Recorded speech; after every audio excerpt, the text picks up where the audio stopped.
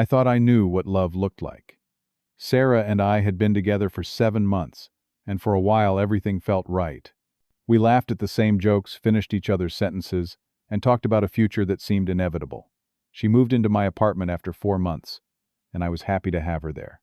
I paid the rent, covered the bills, and did not mind, because I believed we were building something real together, but there were signs I chose to ignore.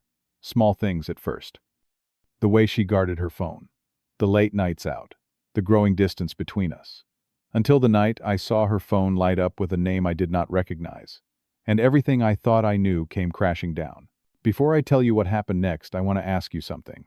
Where are you watching from? Drop your city in the comments below. And if this story sounds familiar, or if you have ever dealt with someone who took you for granted, hit that like button and subscribe to the channel. You are going to want to stick around for this one. Because what I discovered that night changed everything I thought I knew about trust, respect, and what it really means when someone shows you who they are. Let me take you back to where it all began. Sarah and I met at a mutual friend's barbecue on a Saturday afternoon in late spring. She was standing by the grill laughing at something someone said, and when our eyes met, she smiled. That smile. It was confident and warm and made me forget whatever I had been thinking about. We talked for 3 hours straight that day. She was funny and sharp and had this way of making you feel like you were the only person in the room. Our first date was 2 days later at a small Italian restaurant downtown. We closed the place down talking until the staff started stacking chairs around us. The first 3 months were incredible. Weekend road trips to the mountains. Cooking breakfast together on Sunday mornings. Inside jokes that made us laugh until our stomachs hurt. She had this habit of stealing the last bite of my food, and I pretended to be annoyed, but secretly loved it. After 4 months, Sarah suggested moving in together. Her lease was ending, and it made financial sense. Plus, we were spending every night together anyway. My apartment was a decent one-bedroom in a quiet neighborhood. Rent was $1,800 a month. Not cheap but manageable on my software developer salary of around $85,000 a year. Sarah had just left her previous job and was between positions. She assured me she would contribute once she found something new. I told her not to worry. We were a team. That is what partners do. They support each other. But around month 5, things started shifting. Small changes at first. Sarah began keeping her phone face down on the table. She took it with her everywhere, even to the bathroom. Notifications came in constantly, and she would glance at them quickly before dismissing them with a swipe. I noticed she had changed her passcode. Before I knew it. Not because I snooped, but because she would hand me her phone to look something up or change the music. Now the screen stayed locked.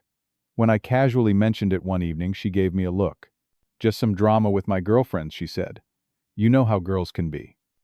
I wanted to believe her, so I did. Her routine changed too. Sarah started going out more often. 3, sometimes 4 nights a week. Girls' night, she would say, applying heavier makeup than usual, and spraying perfume that lingered in the apartment long after she left. She would come home at 1 in the morning, sometimes 2, smelling like alcohol and cigarette smoke. When I asked how her evening went, her answers were vague. We just hung out at Megan's place. Or we went to that bar downtown, you know the one. I did not know the one. Our intimacy suffered. Sarah was always too tired or not in the mood. The warmth between us cooled to something distant and polite. Then there was the money situation. Sarah still had not found a job, but somehow she had money to spend. New clothes appeared in the closet. A designer purse I knew cost at least $500 sat on the dresser. Her nails were always freshly done, which was not cheap. When I asked about it, she said her mom had sent her some money. But I remembered Sarah mentioning months ago that her relationship with her mother was strained. They barely spoke. The story did not add up. Our bills were climbing too. Food delivery orders I did not place. Uber rides during the day while I was at work. I was hemorrhaging money and starting to feel less like a boyfriend and more like a bank account. The emotional distance grew wider. Sarah stopped greeting me with a kiss when I came home from work.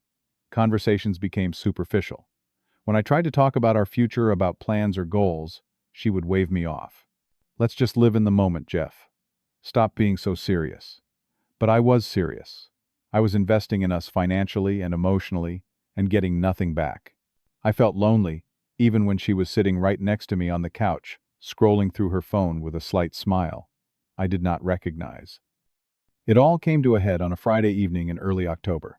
I left work early around 5:30 instead of my usual 7. Traffic was light, and I walked through the apartment door at 6. Sarah was in the bedroom getting ready to go out. She wore a tight black dress that hugged every curve, high heels that made her legs look endless, and a full face of makeup that could have been for a photo shoot. I stood in the doorway watching her check herself in the mirror. "Where are you headed?" I asked, trying to keep my tone casual.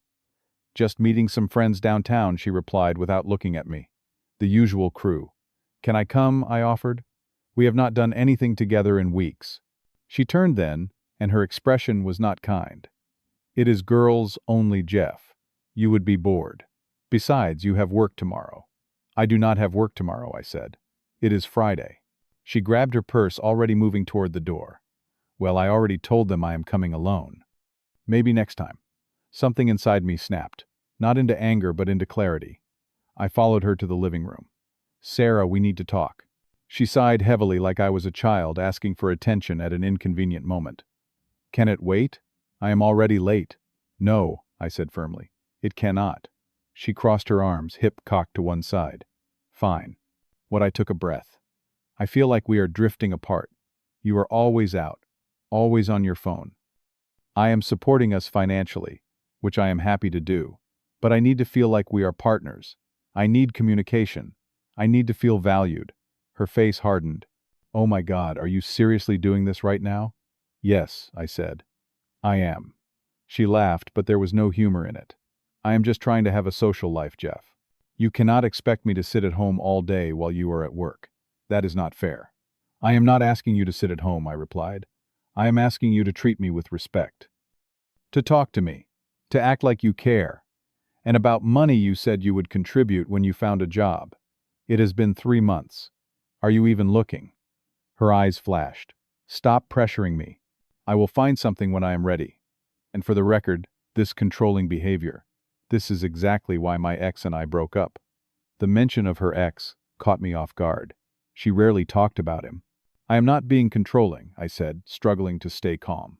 "I am asking for basic partnership." She rolled her eyes and grabbed her purse. "Whatever, Jeff. I am late. We will talk when I get back." The door slammed behind her, and I stood alone in the sudden silence. I looked at the clock. 9 o'clock. I told myself I would wait up for her. The apartment felt too quiet after Sarah left. I tried distracting myself with television, flipping through channels without really watching anything. Around 10, I opened my laptop and went through work emails, but I could not focus. My mind kept circling back to the argument, to the look on her face when she dismissed me. Around 11, I sent her a text. "Hey, just checking in. When will you be home?" No response. I watched the message go from delivered to read, but no reply came. Midnight arrived and the apartment felt even emptier. I checked my phone again. Nothing. I started doing calculations in my head, something I had been avoiding. Rent $1,800 a month. Utilities around $150. Groceries $400 more now that Sarah was ordering delivery constantly. Her personal expenses, clothes, nails, rides, going out. Conservative estimate, another $750 a month. I had been covering everything for 3 months. That was over $9,000. $9,000 for someone who could not even text me back to let me know she was safe. The math made my stomach turn. I stayed on the couch waiting. The clock ticked past 1 in the morning. Then 1:30. I told myself I was being paranoid, that I should just go to bed. But something kept me planted there, staring at my phone, refreshing my messages like a response would magically appear. It did not. At 2:30 in the morning, I heard keys rattling at the door. The lock turned and Sarah stumbled in.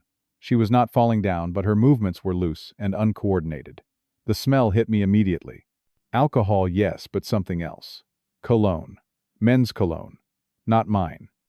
She jumped slightly when she saw me on the couch. "Oh, you are still up." Her voice had that careful quality of someone trying to sound sober. "It is 2:30 in the morning," I said evenly. "Where were you, I told you," she said, dropping her purse on the table. "With friends. Why are you interrogating me?" She walked toward the bathroom, but I stood up. "Sarah, stop." She turned, and that is when I saw it. On her neck, just below her left ear. A dark red mark. A hickey. Clear as day. "You have a hickey on your neck." Her hand flew to the spot, covering it instinctively. "What?" "No, I do not. You are seeing things." Walk to the mirror, I said. Right now. She hesitated, then moved to the mirror hanging by the door. Under the light, she could not deny it. Her face went through several emotions in rapid succession. Surprise, panic, then calculation. Oh, that, she said, forcing a laugh. We were dancing and someone's necklace caught my neck. It left a mark. Dancing, I repeated. You said you were at someone's place. We went dancing after, she said quickly. After hanging out. You said you were with friends. Who wears a necklace that leaves a mark like that? Sarah's expression shifted to anger. I cannot believe you are doing this. Examining me like some kind of detective. This is toxic behavior, Jeff. I can smell cologne on you, I said. Who were you with? She spun around. You are smelling me now. This is insane. You are acting crazy. Am I? I asked. Because from where I am standing, you came home at 2:30 in the morning with a hickey on your neck, smelling like another man's cologne, and you are trying to convince me I am the problem. Sarah threw her hands up. The truth is, you are insecure, and it is suffocating me. I cannot deal with this right now. She started toward the bedroom, but her phone, which she had left on the coffee table, buzzed. The screen lit up. I was standing close enough to see it. A text message preview appeared. Had fun tonight, followed by a smirking emoji. When can I see you again? The sender's name was Brad. Before the screen could go dark, another message came through. You left your earring in my car, signed Tyler. My heart stopped. Everything made sense. The late nights, the new clothes, the hickey, the cologne. She was not out with girlfriends. She was out with other men. Multiple men. Sarah came rushing back, her face white. Do not touch my phone. Too late, I said. I already saw. Who are Brad and Tyler? She snatched the phone off the table, clutching it to her chest. None of your business. None of my business, I said, my voice rising. You are my girlfriend living in my apartment. So what? She snapped. You think that gives you the right to control me. I am not trying to control you, I said through clenched teeth. I am asking you to be honest. Show me your phone. Absolutely not, she said. I deserve privacy. Privacy or secrecy, I asked. There is a difference. I am not doing this, she said, turning away. You are being paranoid. Show me the phone, Sarah, or this is over. She spun back around, and the look on her face was pure defiance. Over, really? Her voice dripped with sarcasm. You know what, Jeff? Whatever. I do not need you. The words hung in the air between us. I have plenty of options. She continued, each word landing like a slap. Plenty of options. I stared at her. Is that what you call them? Yeah, she said, lifting her chin. Options. Men who actually appreciate me, who take me out, who do not sit home playing video games all night. I work 60 hours a week, I said slowly, to pay for this place. For your lifestyle. Oh, please, she scoffed. Like I should be grateful. You act like you are doing me such a huge favor. In that moment, I saw her clearly. She had zero respect for me. She saw me as a wallet, a place to crash, a safety net, while she entertained herself with other men. The anger that had been building inside me suddenly cooled into something sharper, something decisive. Perfect, I said calmly. Use them for rent too. What? Her confidence faltered. Your options, I repeated. Use them to pay for your rent, your food, your lifestyle, because as of right now I am done funding it. She laughed, but it sounded forced. You cannot just kick me out. I live here. Actually, I said. My voice steady, you do not. Your name is not on the lease. You have contributed exactly $0. So, here's what is going to happen. Sarah stared at me like I had just spoken a foreign language. You do not have the balls to kick me out, she said. You are too nice, Jeff. It is actually pathetic. Try me, I replied. She grabbed her purse off the table, her movements aggressive. Fine.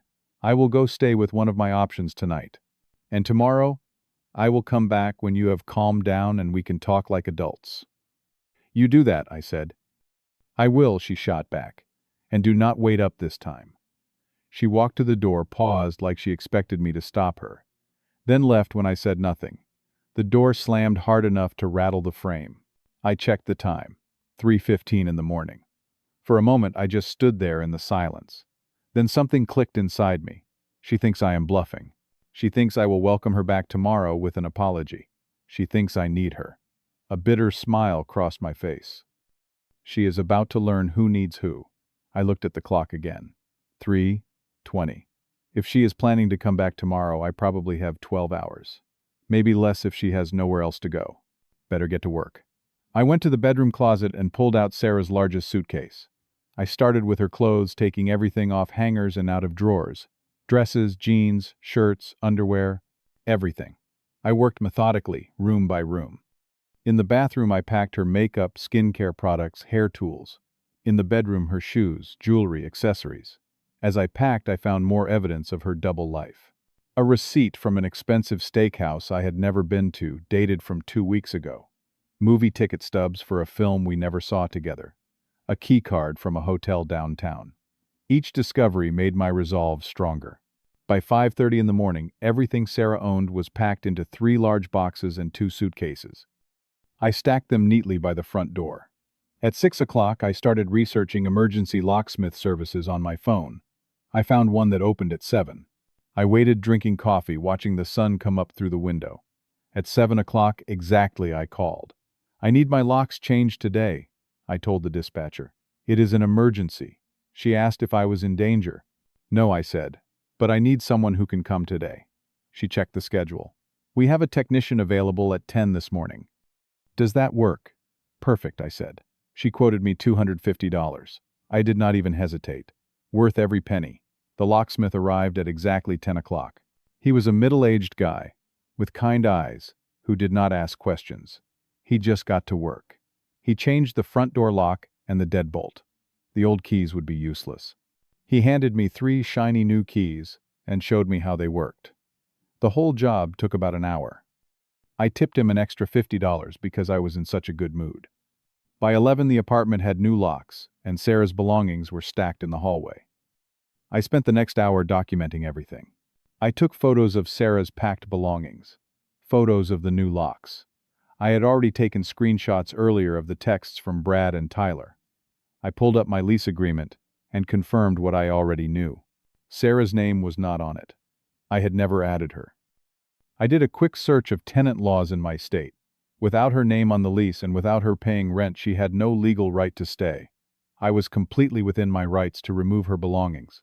I saved everything to cloud storage and emailed copies to myself. Then I texted my older brother. Shit hit the fan. "I will explain later, but I am okay." His response came immediately. "I am here if you need me. Call any time." I took a shower and cleaned the apartment. I removed every trace of Sarah. Photos from the walls went into a box. Her magnets from the fridge. Her coffee mug from the cabinet. Everything went into the boxes with her other belongings. The apartment felt empty, but in a good way. Like a weight had been lifted. I ordered lunch from my favorite sandwich place, something I had not done in months, because Sarah always wanted Thai food or sushi. I ate slowly, actually tasting my food, and realized this was the first peaceful meal I had eaten in months. The afternoon passed quietly. I caught up on work emails and was surprised at how focused I felt. My mind was clear for the first time in weeks. Around 2 o'clock, my phone buzzed. A text from Sarah. "Heading back soon. Do not be mad." I did not reply. At 3 o'clock, another text. "You better have cooled off." I set my phone down. 3:30. "Are you ignoring me? Real mature, Jeff." I smiled and went back to my laptop. At 3:45, I heard it. The sound of keys in the lock. Scratching. Fumbling. The keys did not work. More scratching. "What the hell?" Her voice was muffled through the door. Pounding started. Jeff. The keys do not work." Louder now. "Jeff, open the door." I walked slowly to the door, but did not open it. "Jeff, I know you are in there. Open the door." "Check the hallway," I said through the door. "What, check your stuff?" "It is in the hallway." Silence. Then footsteps. A gasp. "Are you kidding me?" Back to pounding, frantic now. "You cannot do this." "Jeff, open this door." Right now I heard doors opening down the hall. Neighbors peeking out. Sarah must have noticed because her voice dropped slightly, but the desperation remained. "Baby, come on," she said, changing tactics. "Let's talk about this." "We did talk," I said through the door. "Last night. You said you have plenty of options. Go use them." "I did not mean it like that," she pleaded. "I was drunk." "You were tipsy, not drunk," I corrected. You meant every word. So what you are throwing me out, she asked. Where am I supposed to go? Brad's place, I suggested. Tyler's car. Your options, remember, Jeff, please, she said. All my stuff is here. Not anymore, I replied. It is in the hallway. This is illegal, she shouted. You cannot just kick someone out. Actually, I can, I said calmly. Your name is not on the lease. You have never paid rent. Legally, you are a guest. I checked with a lawyer friend this morning. You are lying. Call the police if you want, I said. They will tell you the same thing. She tried a different approach. What about all the time we spent together? I thought you loved me. I did love you, I said. Past tense. But you did not love me. You loved my paycheck. The locks are changed, Sarah. Do not try to come back. There was a long silence. Then I heard her make a phone call. Her voice was too quiet to make out the words. Footsteps. The sound of her dragging her suitcases down the hallway. Then nothing. The first text came that evening around 7. I am sorry. Please let me back in. Then another. I have nowhere to go. And another. My mom will not take me. This is cruel. I blocked her number. Within an hour, texts started coming from a different number. Probably one of her options lending her a phone. I blocked that one too. Then another. I blocked 5 different numbers that night. Day 2, Sarah showed up at my workplace. I had anticipated this and called security that morning. When she arrived at the lobby, they would not let her up to my floor. She waited outside the building. I saw her through the window, pacing back and forth on the sidewalk. I left through the back entrance that evening, the one that led to the parking garage. Day 3 brought emails.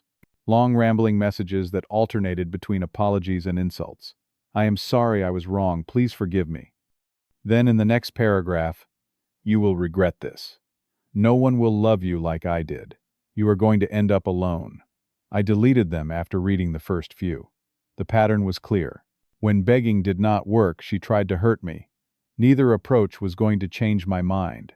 The first week was the hardest. Not because I missed Sarah, but because I felt guilty. Did I do the right thing?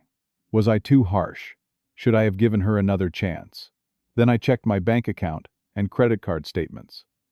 I sat down with a spreadsheet and calculated every expense from the past 6 months. Rent I paid alone $10,800. If she had split it, I would have paid half that. Groceries and food delivery $2,400.